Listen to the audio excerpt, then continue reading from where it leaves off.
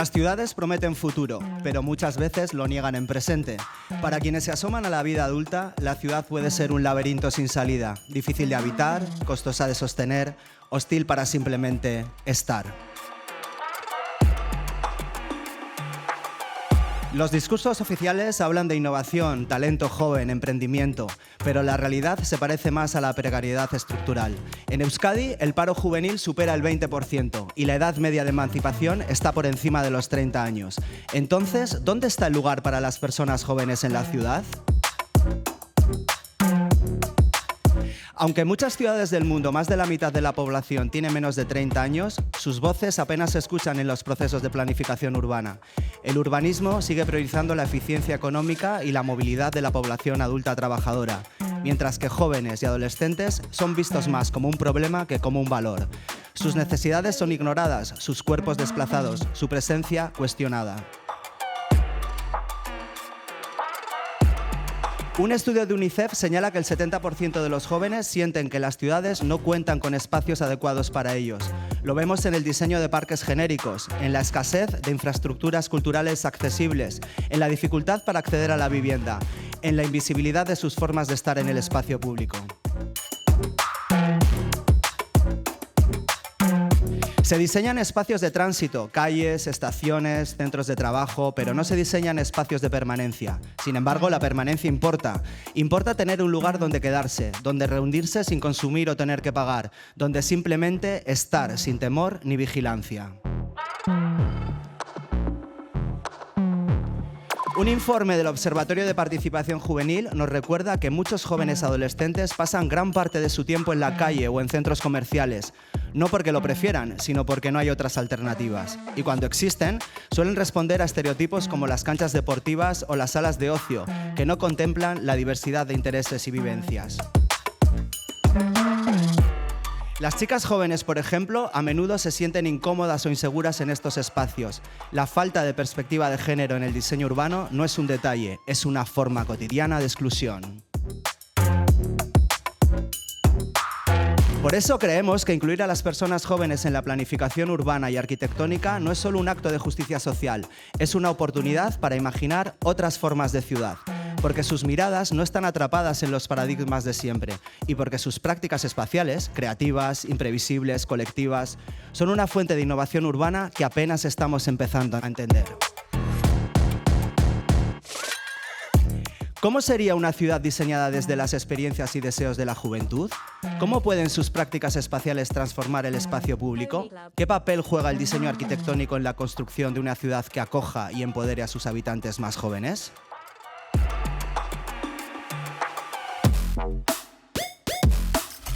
Bienvenidas y bienvenidos a Urbanbat Fest, nuestro pequeño y doméstico festival de arquitectura, urbanismo y ciudad, que este año os invita a explorar cómo transformar las realidades de una juventud que sigue buscando su lugar en la ciudad. Este año vamos a acercarnos a distintos espacios vitales en la vida de las personas jóvenes: la habitación, la casa, la calle, el barrio, el campo, los márgenes, la periferia. Queremos hacerlo escuchando, conversando, intercambiando ideas, ocupando la ciudad con otras preguntas. Gracias a la producción y guión de Urbanbat, a la realización técnica de Alberto de la Hoz y a quienes vamos a conducir este podcast itinerante, señora joven y chico mayor, o lo que es lo mismo, Arrate Presilla, y quien nos habla, Gorka Rodríguez. Empezamos este viaje con la música en directo de Machín Echegaray, artista que investiga desde la improvisación cómo el sonido puede mediar entre el espacio y quienes lo habitan.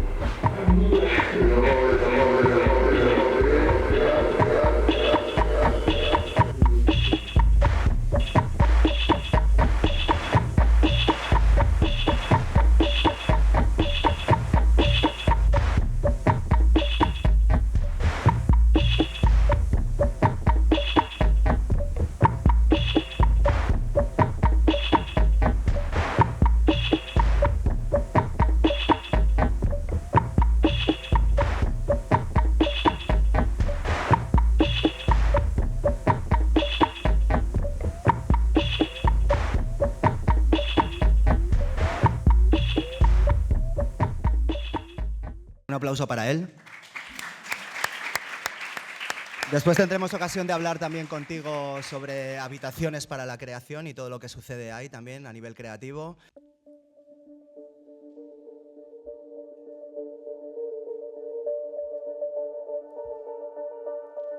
Hoy empezamos este recorrido desde una habitación. Primer espacio de autonomía, primer refugio, pero también frontera y lugar de resistencia, donde ensayamos quiénes somos y queremos ser, lejos o cerca de las miradas adultas.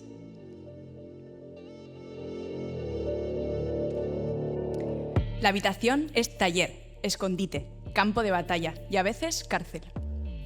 Un lugar que no siempre elegimos, pero que habitamos con la intensidad de quien necesita encontrar su sitio, su lugar en el mundo. Para hablar de todo lo que cabe en la habitación de una persona joven, hemos querido invitar a una de las personas que más y mejor ha reflexionado sobre la cultura juvenil, Carles Feixa. Catedrático de Antropología Social en la Universitat Pompeu Fabra de Barcelona, especializado en el estudio de las culturas juveniles y coordinador de la Red de Excelencia sobre Juventud y Sociedad.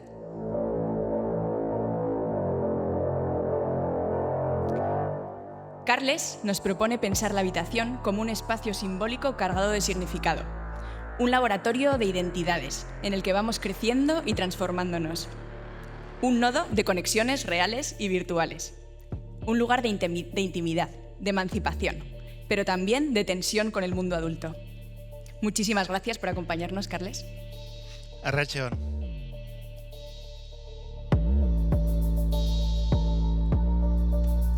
Y también nos acompaña Aisea Lachaga, arquitecta de Getxo, formada en Donosti, que en 2020 se encontraba en plena beca profesional en Londres cuando la pandemia la obligó a regresar temporalmente a su casa. Allí, confinada en su habitación familiar durante 72 días, vivió uno de esos momentos en los que el espacio se carga de sentido. Un encierro, un paréntesis, una pausa forzada, pero también, quizás, una grieta para repensarlo todo.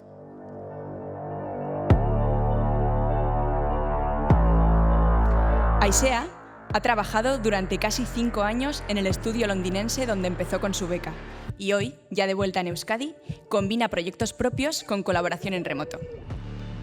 Con ella hablaremos de arquitectura, vivienda, juventud y de qué pasa cuando todo, el mundo, el trabajo y la vida se concentran en una sola habitación.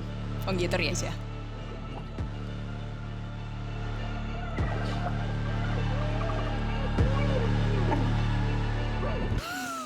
Carles, en tu ensayo titulado La habitación de los adolescentes, propones que ese pequeño espacio doméstico que es la habitación puede leerse como un espejo de los grandes cambios culturales de las últimas décadas. ¿Qué tipo de cambios podemos observar en las habitaciones de las personas jóvenes de hoy?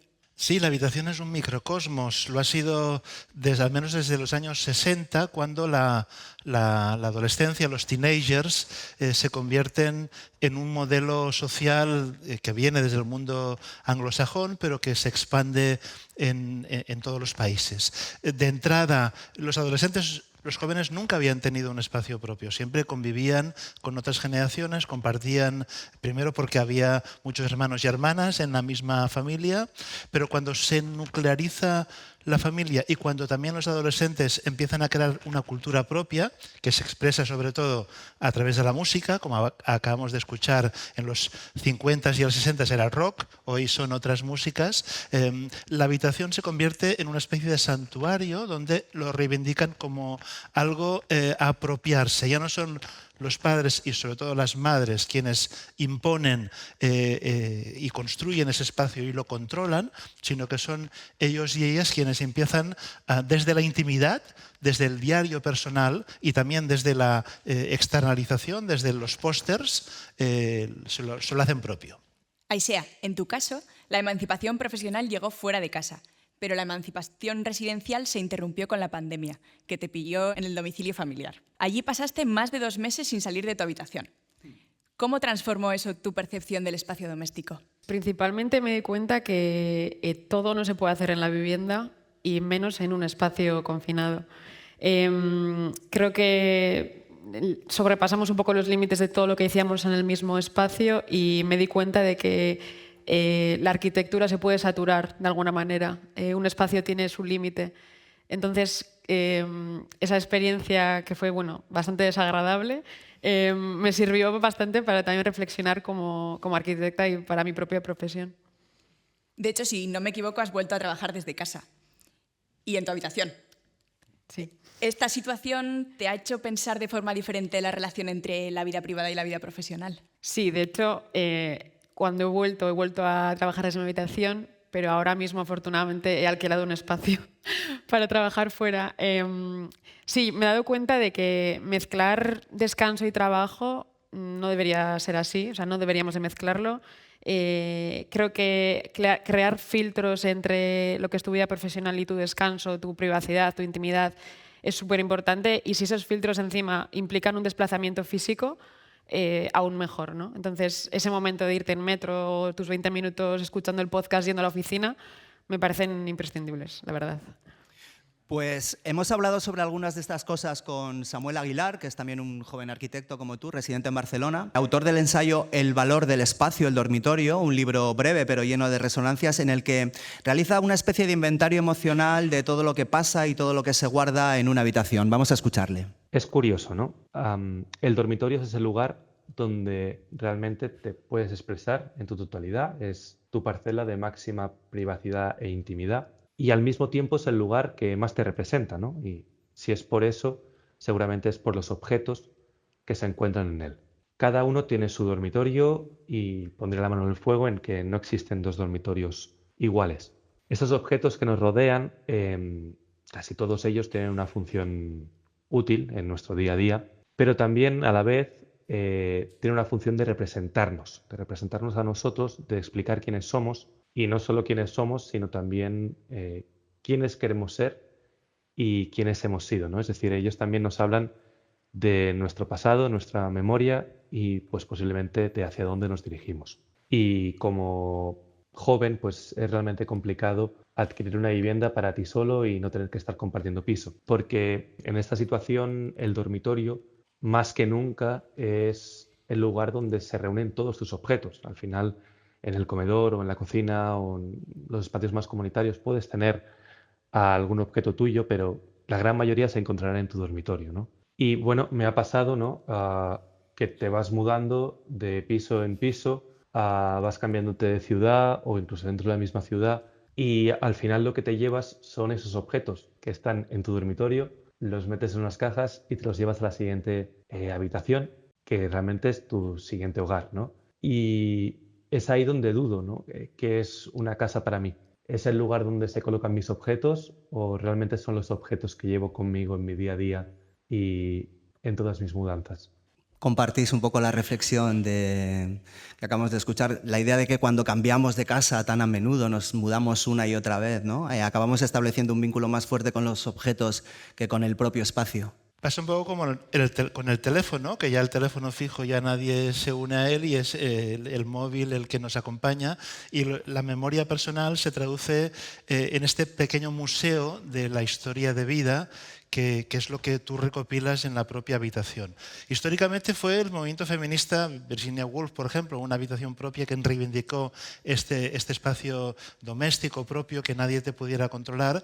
Después fueron los movimientos juveniles, pero la habitación, como antes decías, puede también ser una cárcel. Es una ventana al mundo, y hoy digitalmente todavía más, porque se puede vivir y los hikikomori japoneses se encierran en esta fase de transición de la infancia y la vida adulta para no abrirse, para no salir, se convierte en una cárcel voluntaria, pero también es una ventana, ¿no? Y durante la pandemia viví una experiencia semejante en el sentido de que nos confinamos con mi hija adolescente que cumplió 18 años en pleno confinamiento, y de alguna manera ella y su amiga nos ayudaron a superar esta situación, y esto en muchos otros lugares pasó, que fueron los adolescentes que se habían educado sentimentalmente en la habitación quienes ayudaron a los adultos a teletrabajar, pero también a divertirse, ¿no? y a relacionarse. La cara negativa de ello es que a veces es un refugio, un lugar de exclusión, donde rompe la relación entre las generaciones y entre los grupos sociales. Aisea, Sí, o sea, me resuena un montón todo lo que ha dicho, sobre todo porque, bueno, yo estudié en Donosti, entonces en los 5 años de carrera viví en una residencia y en 2 pisos. Entonces, para mí se acababa junio, metía todo en cajas, llegaba septiembre, iba con esa caja a otro sitio. Creo que todo el mundo hemos vivido esto. Y me hace gracia porque muchas veces los objetos que tú tienes marcan una época de tu vida, ¿no? Y muchas veces cuando vuelves a casa de tus padres, que por ejemplo a mí me acaba de pasar, entras a una habitación llena de cosas de adolescente que dices, buah, esto a mí ya no me identifica. Y es curioso cuando a veces llevas siempre el mismo objeto en esa caja y te aferras tanto a ella que dices, es que yo tengo que llegar a este sitio y este objeto es que lo voy a poner sí o sí, o sea, porque ya es casi mi identidad. Entonces, me parece interesante la reflexión de, joder, estoy yo adaptándome al espacio con mis objetos en lugar de el espacio adaptarse a mí, ¿no? A mi vida. Otra cosa interesante que ya dibujabas un poco en la respuesta anterior es que hoy en día muchos adolescentes siguen pasando buena parte de su vida en la habitación, pero conectados a la red global, ¿no? Ahí ha habido un salto como muy importante. Entonces la habitación parece estar en una tensión constante entre lo íntimo y lo colectivo, entre lo que se oculta y lo que se comunica. ¿Cómo cambia esa tensión con la llegada de lo digital y de Internet? Sí, en los 60 y 70, digamos, la lucha, la resistencia de los jóvenes era que los padres y madres no entraran en la propia habitación y no dominaran, no pudieran controlar, no pudieran de alguna manera hacer de detectives en lo que había dentro, ¿no? Y por tanto lo marcaban con los pósters, con la música que se escuchaba en la radiofórmula, sobre todo, porque muchos jóvenes no tenían... después ya el iPod ya empieza a cambiar esta dinámica. Pero efectivamente lo que yo denomino la generación arroba, que es la que transita del siglo pasado al nuevo siglo, cuando Internet se convierte... los adolescentes se convierten en los pioneros de la colonización del mundo digital, descubren que se puede hacer todo desde la propia habitación, ¿no? Ya no hace falta que el diario personal lo escribas a mano, sino que lo puedes hacer con fotos multimedia e ir guardando, ya puedes chatear con tus amigos y amigas, incluso puedes tener cibersexo, incluso puedes, digamos, encargar comida a domicilio. Todo tiene sus pros y sus contras, pero también redecoran y reformulan ese espacio. También la moda, la ropa es fundamental, sobre todo, y ya deja de ser solo un espacio femenino, como se había pensado, que las chicas es la habitación y los chicos la calle. No, también los chicos tienen sus relaciones sociales íntimas en la propia habitación. Se arreglan, se cuidan el propio cuerpo haciendo gimnasia, ¿no?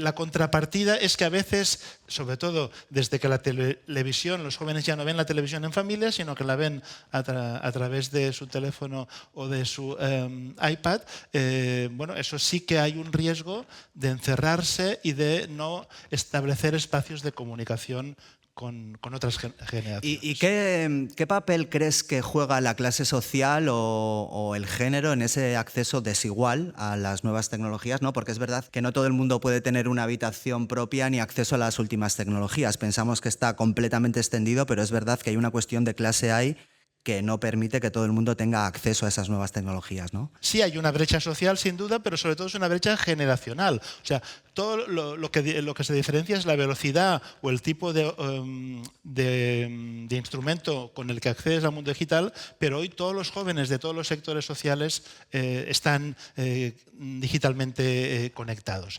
En cambio, la habitación obviamente sí que varía mucho. Digamos, en nuestros estudios, por ejemplo, sobre la juventud de origen migrante, descubrimos que sí, sus relaciones, sobre todo en el espacio público, en la calle, y esto se ve como problemático, es porque sus espacios domésticos pues tienen muchas limitaciones. En la pandemia la brecha digital se aumentó, ¿no? Los que no tenían internet de alta velocidad en su casa pues no podían seguir los estudios como hubiera sido deseable. Pero hoy con los datos del teléfono esto se puede superar. Digamos ya, insisto, para mí la brecha sobre todo generacional, no tanto una brecha social, que a verla hayla, pero que los jóvenes de todos los sectores sociales saben cómo superarla y saben cómo inventar, hacer de la necesidad virtud y siempre tienen la posibilidad. Yo he visto habitaciones, por ejemplo, pues de miembros de pandillas y construyen un santuario, aunque sea un espacio muy pobre y con pocos recursos, saben cómo decorarlo y saben cómo hacerlo propio. ¿Y creéis que las nuevas tecnologías, es estar en la habitación, pero a la vez estar en cualquier otra parte del mundo, está creando una nueva forma de espacio público desde lo privado?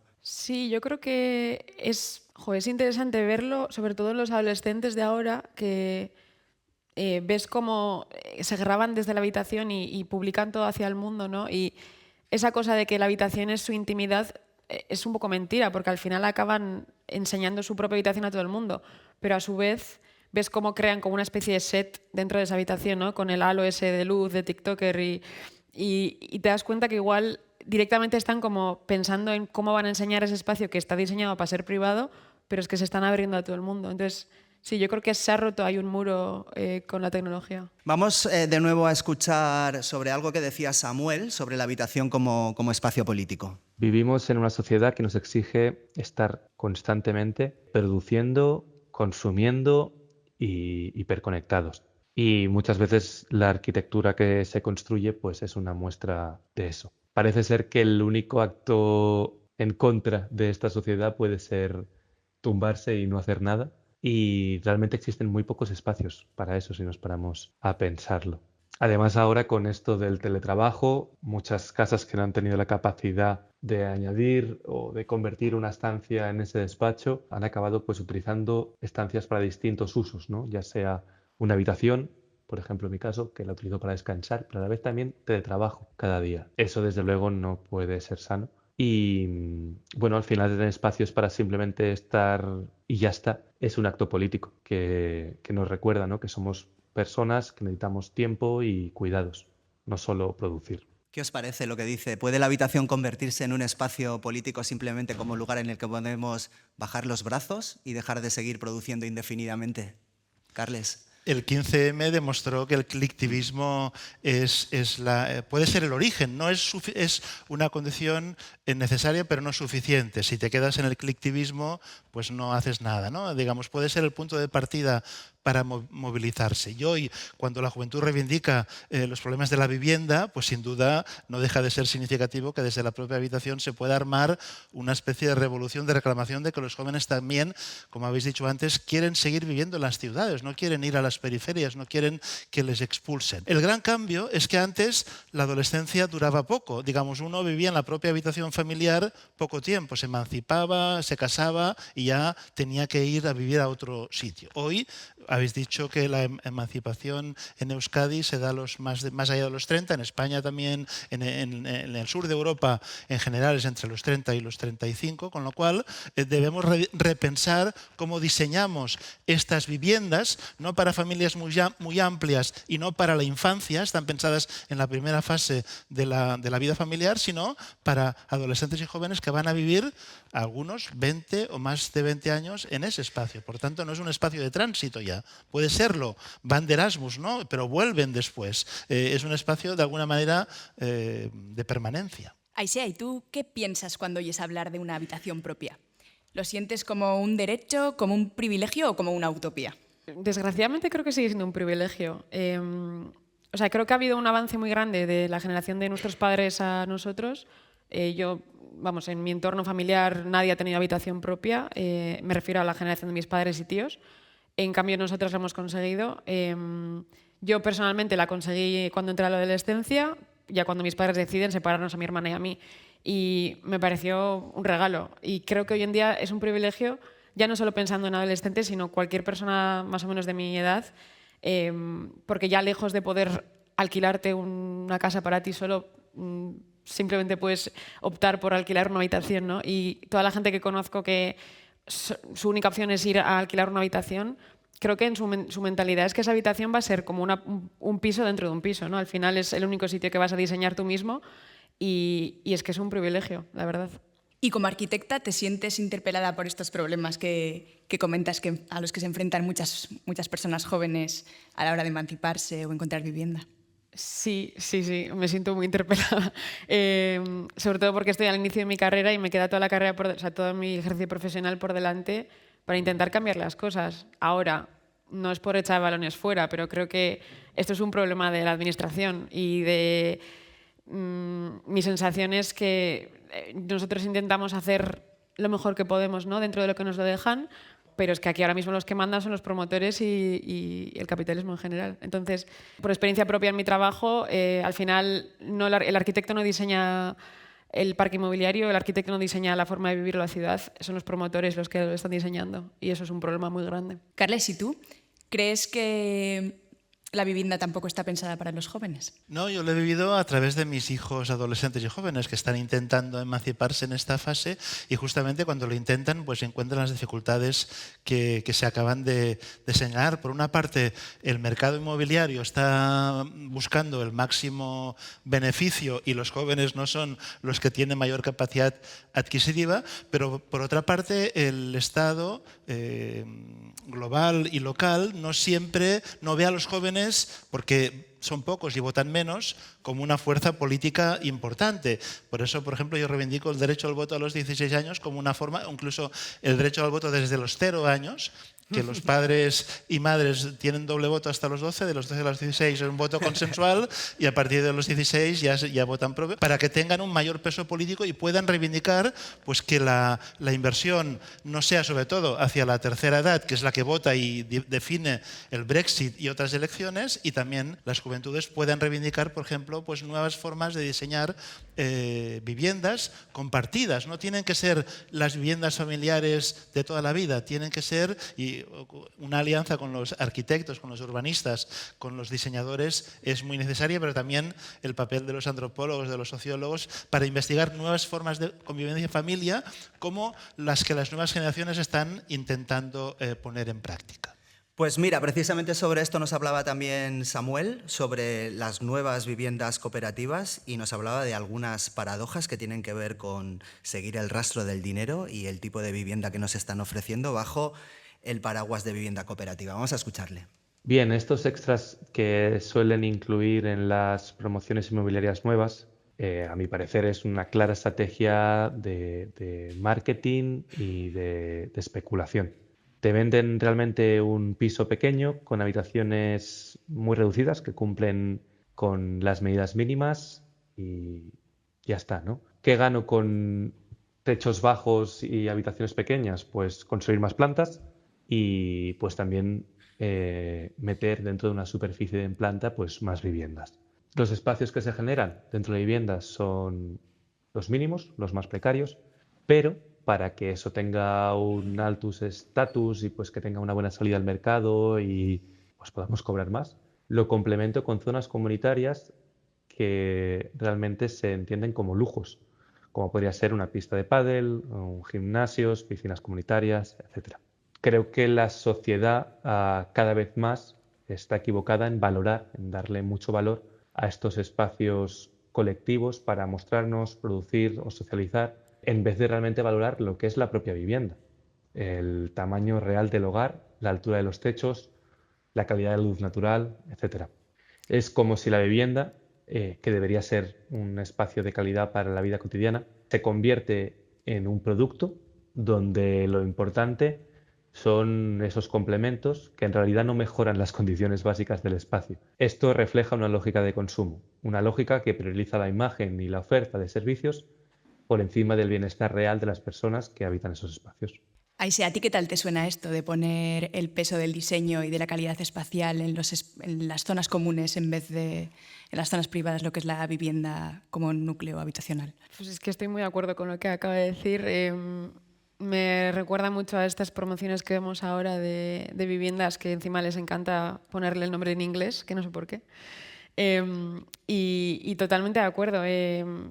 Puedo un poco traerlo a mi experiencia ahora mismo, que estoy trabajando en un proyecto de rehabilitación de un edificio histórico en Londres de viviendas. Y es que el tamaño de las viviendas es que es denunciable. O sea, el máximo que quieren sacar, digamos, por la parte económica, ¿no? Respecto a lo que les ofrecen luego a los habitantes que van a vivir ahí, y luego les intentan compensar con, no, es que hay un spa, hay una pista de pádel, hay un coworking, ¿no? Porque obviamente en tu casa de 20 metros no tienes sitio ni para una mesa. Tienes que bajar al sótano de este edificio al coworking.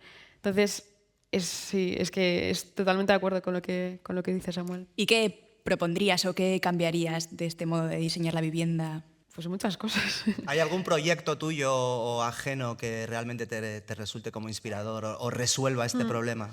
No sé si lo resuelve del todo, pero me inspira mucho el trabajo que hacen la Catón y Basal ahora mismo. Supongo que algunos conocéis, pero hay un proyecto muy, muy interesante de un edificio existente del modernismo de vivienda social en Burdeos, que ellos actúan muy sutilmente, muy inteligentemente, y es simplemente al bloque al bloque modernista existente, que era una pasada, le añaden como una especie de segunda piel, y entre el bloque existente y la segunda piel se crea un espacio abierto, pero a la vez es individual para cada apartamento, ¿no? Entonces es una especie de darles a cada piso, le dan una terraza. Es una terraza que le llaman como un winter garden porque se puede abrir y cerrar, ¿no? Entonces, no sé si resuelven tanto el problema, pero creo que cogen una problemática desde una situación existente de gente que ya vive en una vivienda, que simplemente ya sabe cómo se utiliza, y le dan un espacio para mejorar. Y es súper interesante ver cómo la gente ha vuelto a vivir en esos espacios. Y, por ejemplo, me parece un gran ejemplo. También es como una especie como de filtro, ¿no? Entre esa esfera privada y la pública, generar espacios intermedios que nos lleven como a transitar hacia lo público y lo social.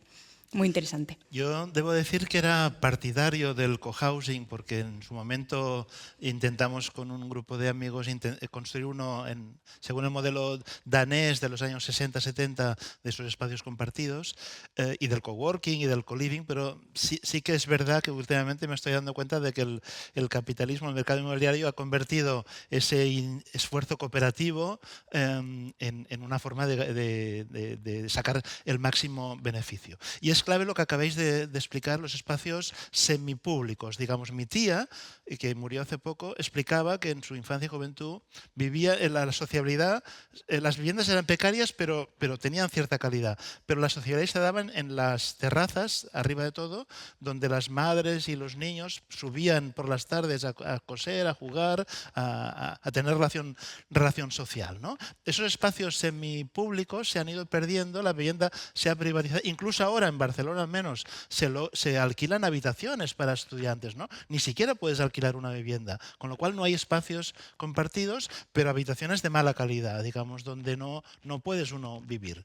Por tanto, sí que se debe reivindicar siempre ese espacio íntimo, privado, que responde a un proceso de individualización de la sociedad y de la juventud. La juventud ya reivindica, como dura tanto tiempo, empieza antes en la preadolescencia y acaba en la adultescencia de los 35 a los 40 años, pues en esa fase uno tiene que buscar, tiene que vivir con cierta libertad, ¿no? Ya estés en Londres o estés en Donosti durante el confinamiento. Bueno, pues no podrás con el co-living, pero sí que te hemos traído unos amigos para que no te sientas tan solo. 3 amigos pop que creo que vas a reconocer enseguida. Vamos con el primero.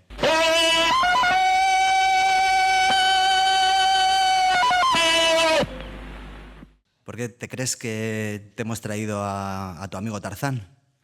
¿Qué te dice Tarzán? ¿Qué quiere decir Tarzán con este grito, Carles? Bueno, veo que me habéis leído yo comparo 3 modelos de adolescencia, la de Tarzán, que es el adolescente que se tiene que hacer adulto rápidamente a través de la educación y del control social, el modelo de Peter Pan, que se trata de una adolescencia eterna que se alarga y nunca acaba, y el modelo del Blade Runner o del replicante, que es este híbrido donde a través de la tecnología el adolescente y el adulto se yuxtaponen y se inventa un mundo para sí mismo, ¿no? Un mundo de nunca jamás, que es una mezcla entre la máquina y la humanidad, ¿no? Los adolescentes que inventan de alguna manera el futuro, pero que no tienen el poder para diseñar cuál va a ser este futuro. Tienen las ideas para construirlo, pero no tienen el poder ni político ni económico para llevarlo a cabo. Nos has pisado la sorpresa. Mira quién era el segundo colega que te habíamos traído. Mira lo que dice. Qué bueno que hayas vuelto esta noche, porque si no ya no me hubieras encontrado. ¿Por qué? Porque ya mañana voy a crecer. ¿Crecer? Esta es mi última noche con los niños. Pero entonces, ya no da cuentos. No lo permitiré. Vámonos. ¿Pero a dónde? Al país de nunca jamás. Nunca jamás. Ahí nunca crecerás. Ah, Peter, ha de ser maravilloso. Oh, pero espera. Mamá, ¿qué va a decir? Y ya. Mamá. No sé si tienes algo que añadir a esta escena maravillosa de Peter Pan. ¿Qué te voy a decir yo vestido así, de esta manera, ¿no? O sea, imagínate. Siento haber chafado la sorpresa, que eso demuestra que no estaba, es totalmente improvisado, pero bueno, no hay mal que por bien no venga. De alguna manera, debo confesar que yo me leí las novelas, que todos hemos seguido Tarzán y Peter Pan con las películas de Disney y de otras, pero las novelas son muy buenas, las dos, las de Tarzán y las de Peter Pan, dan muchas ideas sobre esa nueva infancia, nueva adolescencia que estamos construyendo, que les queremos sobreproteger, pero que al mismo tiempo les forzamos a que no puedan ser ellos mismos. Les forzamos, les intentamos crear un mundo con todo el consumo y todas las posibilidades de su vida, pero sin que ellos a veces sean capaces de decidir sobre su destino. Bueno, pues vamos a darle palabra también al tercero, ya que lo hemos traído hasta aquí, ¿no? Creo que merece la pena que escuchemos al tercero de los invitados, por si quieres completar algo de lo que nos cuenta. Yo he visto cosas que vosotros no creeríais. Atacar naves en llamas más allá de Orión. He visto rayos de brillar en la oscuridad cerca de la puerta de Tannhausen.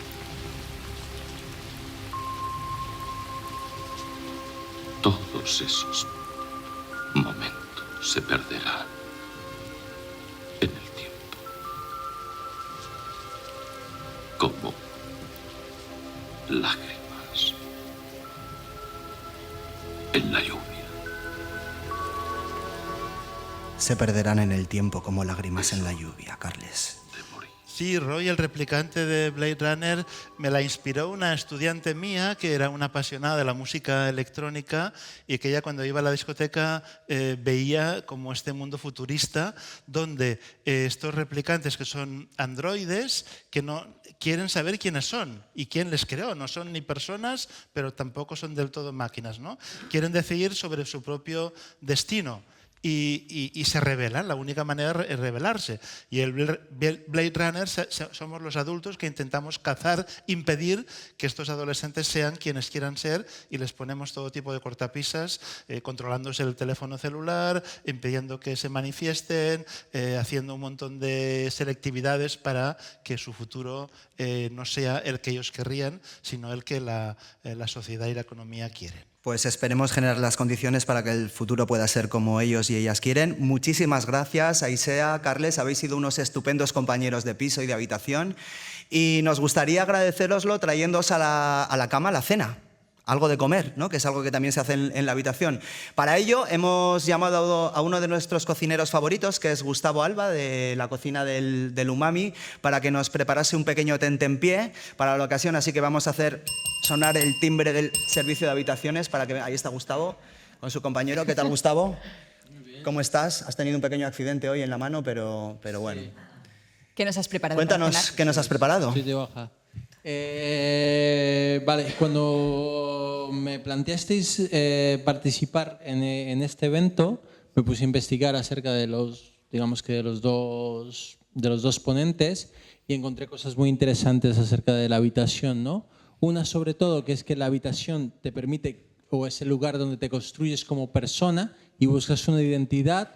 Por eso al final de la caja tenemos una superficie de espejo en la cual te puedes ver reflejada, porque mucha de esa construcción de nuestra identidad se supone que la hacemos a través de actos de consumo, ¿no? Por otro lado, como consumen los jóvenes ahora, la comida suele ser comida, digamos que comida rápida, comida, digamos, no muy sana. Por eso hemos preparado pues nuestra versión, digamos que es un poco más elaborada que lo que se suele consumir, es unas mini hamburguesitas. También tenemos un ramen que suele ser un elemento de consumo, el ya te como, o la comida rápida. En este caso no es ya te como, pero es algo muy, muy parecido, o queriéndolo emular. Y un ligero brownie, porque también hemos visto que La comida que se suele consumir ahora por los jóvenes no está arraigada en ningún sitio, suele ser comida multicultural y eso lo hemos querido plasmar en este evento. Y ya está. Pues un aplauso para él, luego tendremos ocasión de degustarlo nosotros también. Es que ricasco, eres un animao, siempre te sumas a hacernos este tipo de comidas muy adaptadas al tema del que estamos tratando. Gracias de nuevo a Carles y a Aisea por ayudarnos a mirar este espacio con nuevos ojos. Vamos a despedirles con otro aplauso, por favor.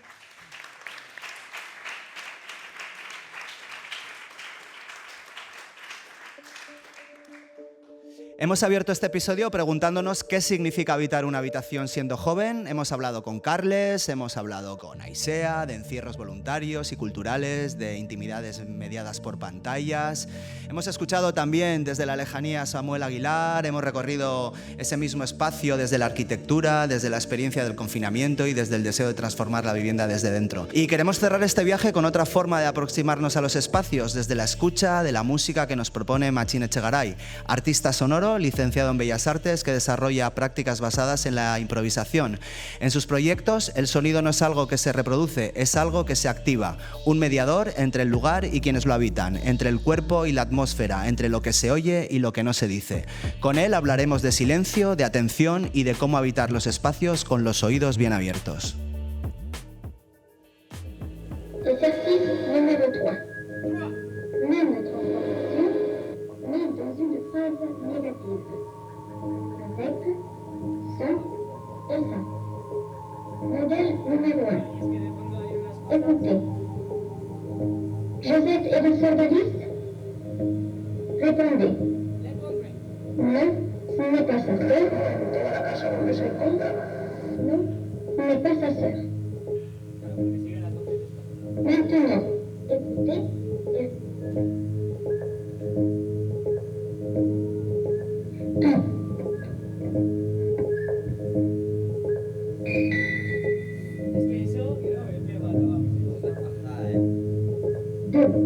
Pierre est le frère de Mireille?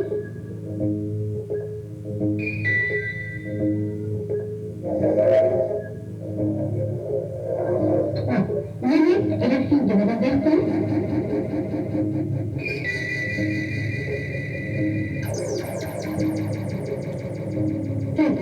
Billy est la fille du concierge?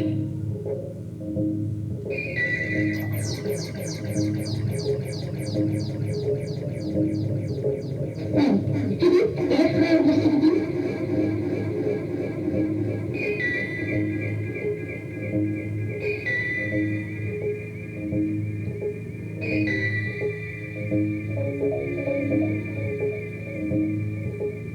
Exercice numéro 4.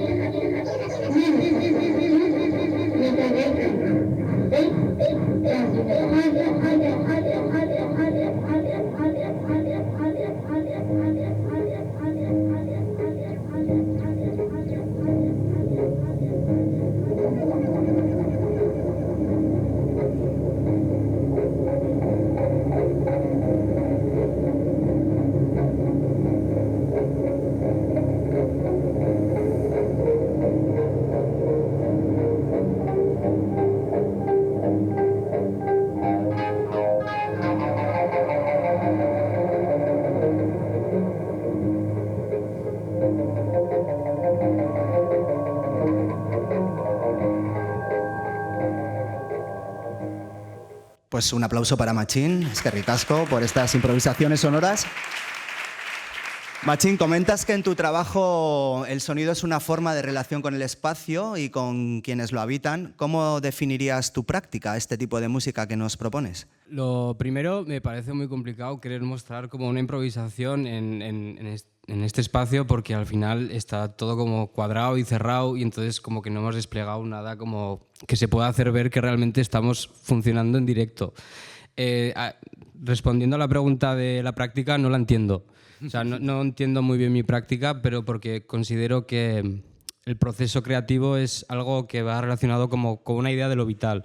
Entonces, como al final en tu fase de desarrollo pues va mutando y va cambiando y Sí, o sea, al final es como, yo por ejemplo hace años empecé como que quería ser pintor y me ves ahora mismo que no estoy presentando ninguna pintura. Estoy aquí sentado con una controladora poniendo música. Entonces creo que ese desarrollo que vamos haciendo es como interesante y como realmente ahí está la práctica. Pero bueno, yo creo que, ¿cómo definiría mi práctica? Creo que es algo que me quiero centrar mucho en la experiencia del público. Entonces, en cómo eso afecta y, por ejemplo, como la idea de generar un buen recuerdo o algo por el estilo. Por eso me he transportado de lo que he dicho, de la pintura al sonido, porque es un medio donde pues, al final juntas un público, pues, creas un ambiente y es interesante poder trabajar con el otro y al final pues, generar una experiencia colectiva, ¿no? Vamos a decirlo así. Entonces, bueno, yo diría que está ahí. No sé.